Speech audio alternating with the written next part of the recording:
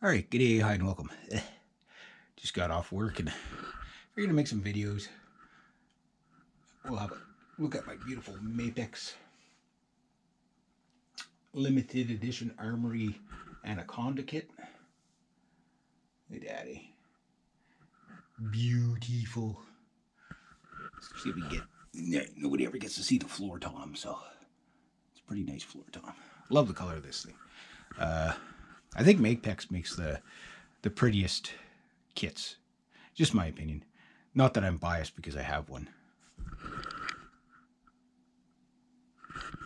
All right, today's video, why you should never ever play with a metronome as a drummer. Okay, the title is probably going to trigger some people, so I usually like to use buzzwordy titles. You know, you got to get people in on the conversation, and people are going to make all kinds of comments just based upon the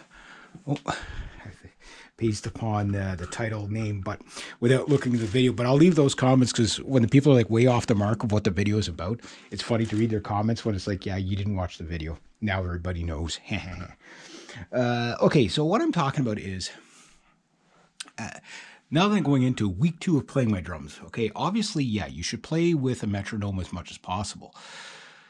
But I've encountered a problem. I'm pretty sure every drummer has went through this same problem. And it's when I'm recording is if I record with got a mic there, freaking spider web, and I got this mic here and I got them set up.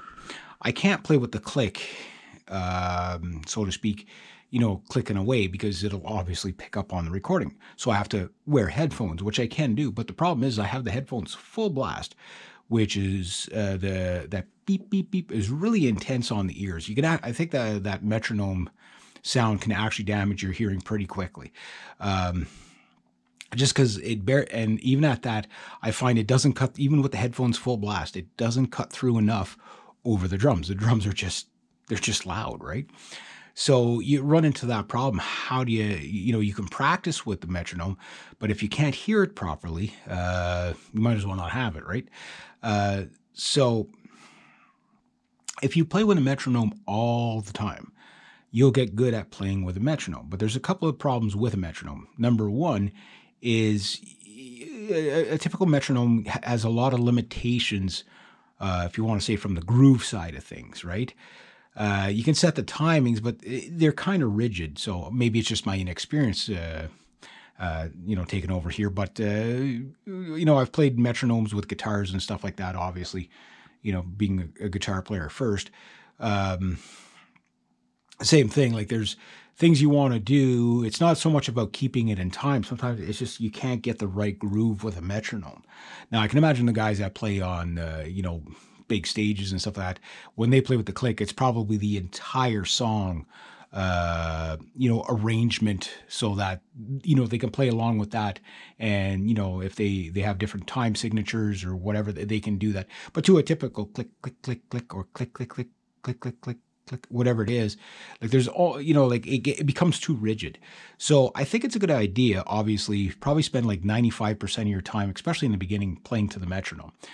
But what happens when the metronome dies on you or something, right? Like I think you should test your regular ability to hold time. And the best way to do that is to record yourself, and then, put it to a metronome and see how far in and out you go, right? Which every drummer will speed up, slow down a bit. I know what I'm about to say is probably going to get a lot of hatred, but I'm just being realistic. But like when you take some of the drummers, like say like John Bonham, great drummer, fantastic drummer. Bill Ward, great drummer, fantastic drummer. But if you really, people have analyzed their drums and stuff like that, and it's like there's some songs they start.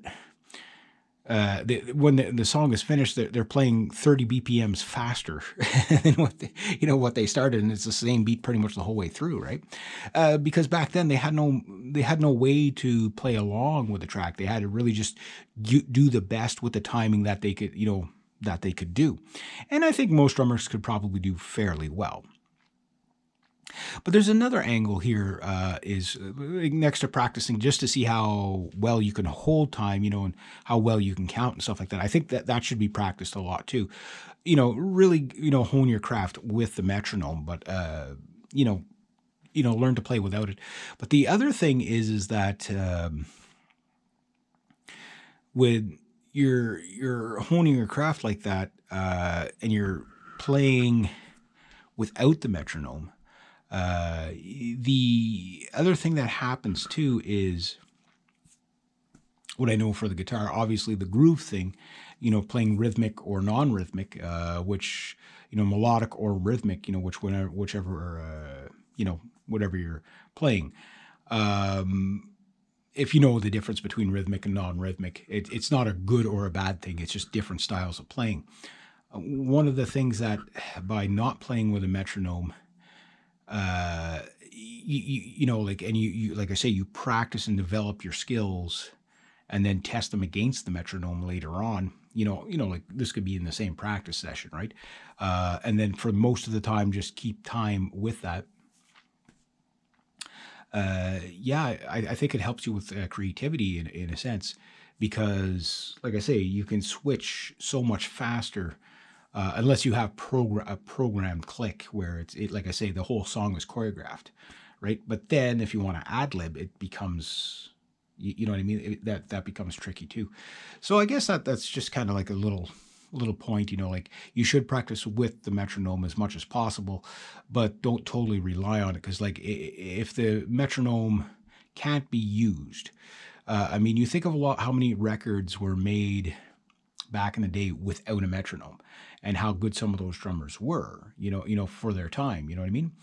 It is pretty impressive with what they were able to do, because like I say, back then they just had the mechanical one going click, click, click, and you couldn't use that in the studio because, you'd obviously hear it in the mix, right? So, unless you actually wanted the metronome sound in the mix, tick, tick, tick, I don't think people would want that. So just something, food for thought. What do you guys think about that? Like, how often do you play to the metronome? What do you think is a good ratio of playing to the metronome versus, just seeing how well you can keep time on your own? Like, is it like you do this, say 50-50, 60-40, 80% on the metronome, whatever? Obviously people that are newer at the drums should do more time on the metronome in the beginning for sure. Yeah.